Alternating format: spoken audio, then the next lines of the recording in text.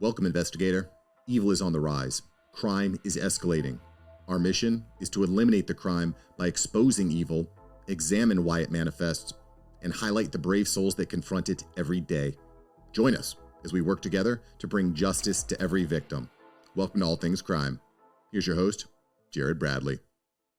Well, when you're talking after he was already convicted and put into prison and had served something like 12 or 13 years, right? Yeah. Is that when? That's when you first heard about it, huh? Yeah. Well, no, it is actually even further than that, because so my understanding of what happened was when Chris, when this whole thing went to trial, they basically had a somewhat of a confession from Chris, but on the other side, they also had a semen stain on Angie's sweatpants that she was wearing, and that's what she wore to bed. Well, they had the A profile, but it wasn't Chris's. And so based on that, and so he was convicted solely on his confession. And so they had no physical evidence against him, but he was still convicted. And so Carol knew that if the semen stain didn't match Chris Tapp, then that means that there's another guy out there. And she was determined to bring that man to justice as well. And so she started, the cops, once they had this conviction, and they had no new evidence, they had no more leads to follow up. It's like everything else and every other agency and every other investigator that's out there that I've ever talked to. You can't just keep staring at a file when nothing has changed. And you can't keep searching when you have no. It's like trying to cross the ocean without a compass.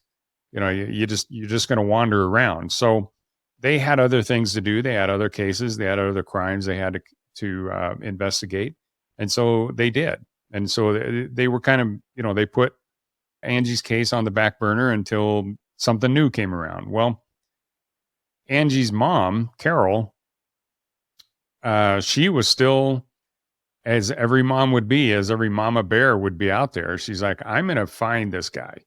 So she started visiting Chris in prison. And, at first, when she was just visiting him, she was just like pounding on him saying, tell me who else was there. Tell me who else raped Angie. Tell me who else who was raping my daughter. And I want him to be sitting in the prison cell next to you. Yeah. Now, at this point, Benjamin Hodge has been eliminated because of the DNA. So we're assuming maybe there's a third person. Is that what it is? Or they don't know because they haven't included him. Well, or you don't know. I'm not really sure about Benjamin Hodge. I think they cleared him pretty fast because he just didn't match. So there was this other person out there, but Carol, she was just focused on, she said, the only guy that really knows is the guy that was there. I mean, she was assuming that Chris initially was guilty. And it was interesting of the times that I was actually talking to Carol. She said initially, in fact, when the guilty plea came down, she left the courtroom. There's video of her leaving, and she was so incensed that he would do this to her little baby girl that, she just couldn't be there anymore. And she said she hated this man like she had never hated anybody else. And so for her to actually drive down to that penitentiary and to visit him, she was a woman with a mission. That's just incredible to think of, facing her daughter's killer face to face and actually asking him time and time again and visiting him over and over and over, just pleading with him to tell her who this other person was. Who was this other guy that actually raped her? Because the only DNA they had, the only semen stain they had was some male perpetrator that wasn't Chris Tapp. So over the years, and Chris Tapp, even when he was in prison, he maintained his innocence. In fact, his lawyer, the minute the guilty plea came down, she looked at Chris's lawyer looked at him and said, you need to appeal this. You are innocent. You need to appeal this. And you need to write to people, governors, other officials, and basically always maintain your innocence. Anyway, she knew that he was innocent, and he did too, but he was put in prison anyway. So Carol, as she was visiting him over the years, once they hit about 11, 12 years in prison, and having visited Chris Tapp so many times, getting to know him a little bit, always the fact that he would always maintain his innocence, and at some point, the thought came to her that maybe he didn't do this. Maybe he didn't kill Angie.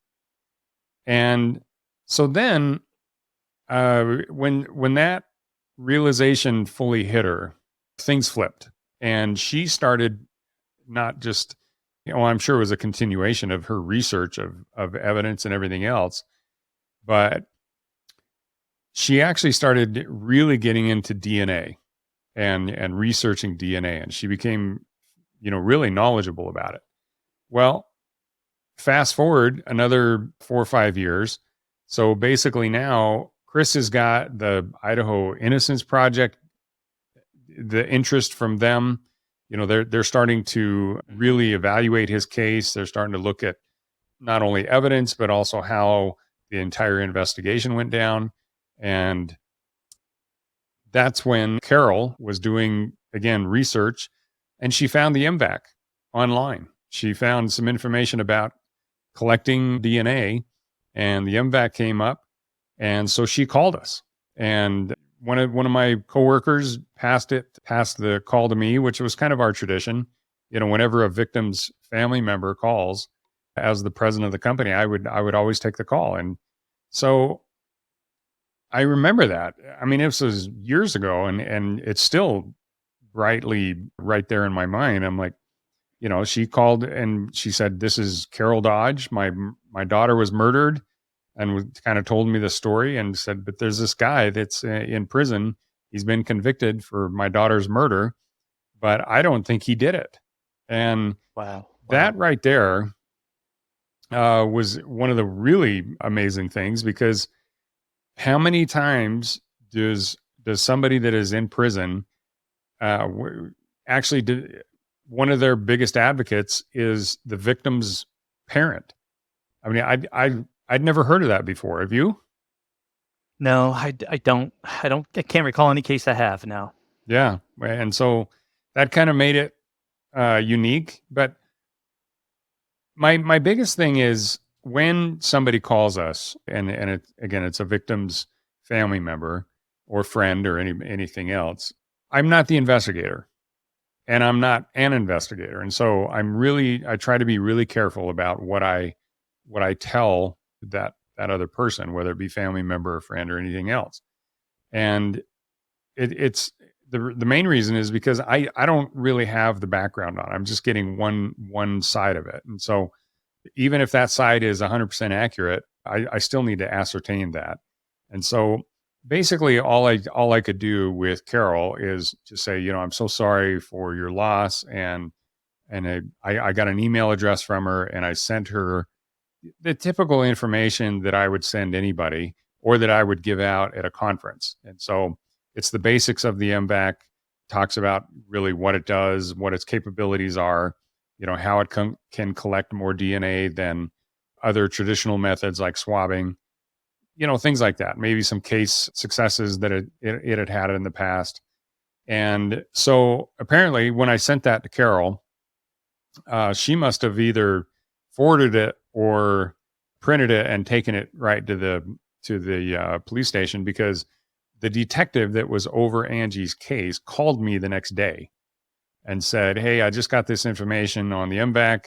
Carol Dodge gave it to us, and I want to know more." And so now I'm talking to an investigator. So now I can go a lot more into detail. I, find out what kind of evidence they had, that's, and helping the detective understand what our system could do for him a big part of that, in my opinion, is understanding what kind of evidence there are or there is, and kind of going from there. And that's kind of what I did with him.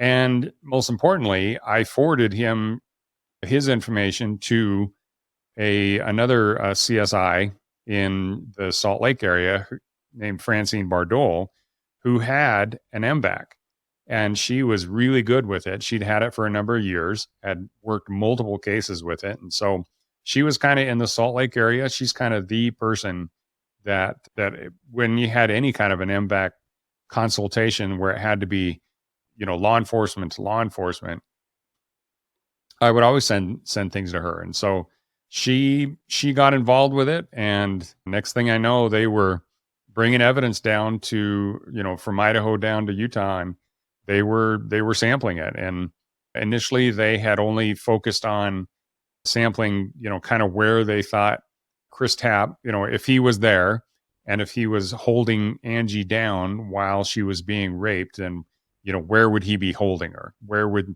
he be depositing his DNA by gripping onto her ankle or her wrist or something like that? And so that's kind of what they were initially looking at. And they got DNA, but none of it matched Chris Tapp. That all matched that semen stain. And so then they're like, oh man, okay. So maybe that wasn't where, and so they basically said, we want you to thoroughly MVAC every part of this, of her clothing. And they knew that the perpetrator had used the teddy bear that Angie kept next to her bed, had used that and to muffle her screaming. And so Francine actually did such a thorough job that she took all the stuffing out of the teddy bear, and so that all the pieces could lay flat, and then the MVAC could be utilized, to its premium. And, that she said that was an incredible amount of work. But yeah, so they literally just MVAC'd it more thoroughly than almost any other piece of evidence I've ever heard. And again, got tons of DNA, but it all matched the semen stain and none of it matched Chris Tapp. And so basically they're looking at, this kid's been in prison 18, 19, going on 20 years now. And essentially, even with the most modern day tools, they should have some kind of physical evidence. I mean, his DNA, if you think about it, Tom, and all the crime scenes that you investigated and all the stories that you've read and things like that, if somebody was holding down a victim while another perpetrator, stabbed or raped or, anyway, assaulted a victim, their DNA would be all over. That person's DNA, you'd find it somewhere. And especially with a tool like the MVAC, and how aggressive it is. And they couldn't find his DNA anywhere. So they now had no physical evidence. All they had was, supposedly his confession, which he had rescinded. And so they let him out. They gave him that Alford plea. Thanks for joining us. Your attention today brings us one step closer to exposing and eliminating the evil that brings crime to our communities. Hit subscribe and share this episode. Together, we will bring justice to every victim.